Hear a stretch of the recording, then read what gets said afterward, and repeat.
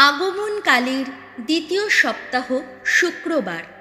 প্রথম পাঠ প্রবক্তা ঈশাইয়ার গ্রন্থ 48 অধ্যায়, পদ সংখ্যা 17 থেকে 19।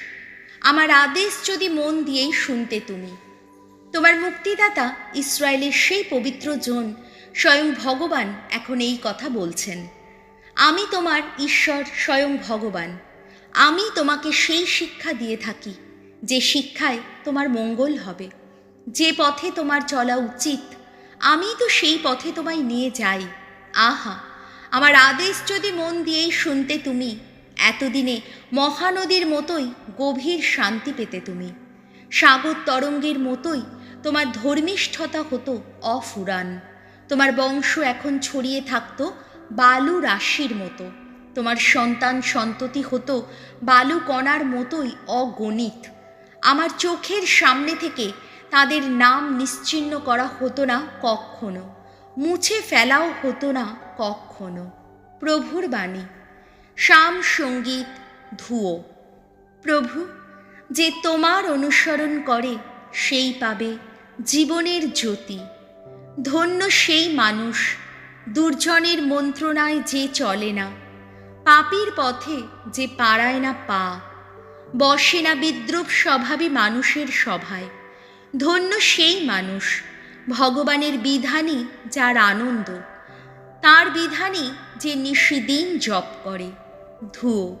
প্রভু, যে তোমার অনুসরণ করে সেই পাবে জীবনের জ্যোতি। সে যেন জলস্রোতের তীরে রোপিত বৃক্ষেরই মতো, সময় হলে যা ফলে ভরে ওঠে, যার পাতা কখনো হয় না ম্লান। সে যা কিছু করে তাতেই সে সফলতা পায়। ধুয়ো। প্রভু, যে তোমার অনুসরণ করে সেই পাবে জীবনের জ্যোতি। দুর্জনেরা কিন্তু তেমন নয়, না তেমন নয়। তারা যেন বাতাসে তাড়িত তুষ। ধার্মিকের পথের দিকে ভগবান সজাগ দৃষ্টি রাখেন। দুর্জনের পথ কিন্তু বিনাশের পথ। ধুয়ো। প্রভু, যে তোমার অনুসরণ করে সেই পাবে জীবনের জ্যোতি। বাণী বন্দনা। জয় জয় প্রভুর জয়। যিনি স্বয়ং শান্তিরাজ আসছেন, তিনি আসছেন। তোমরা এগিয়ে যাও বরণ মাল্য নিয়ে। জয় জয় প্রভুর জয়।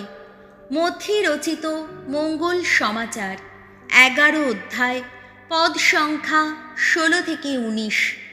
ইহুদিরা যোহনকেও মানল না, মানব পুত্রকেও মানল না। যিশু একদিন সমবেত লোকদের কাছে এই কথা বললেন।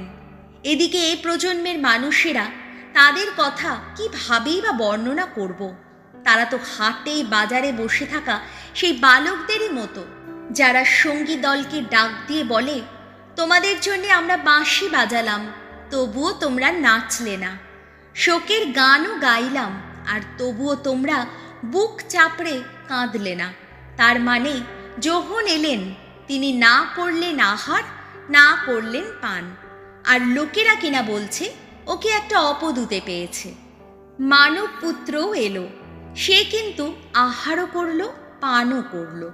আর লোকেরা কিনা বলছে, ওই দেখো একটা পেটুক, একটা মাতাল, যত কর গ্রাহক আর পাপীর বন্ধু।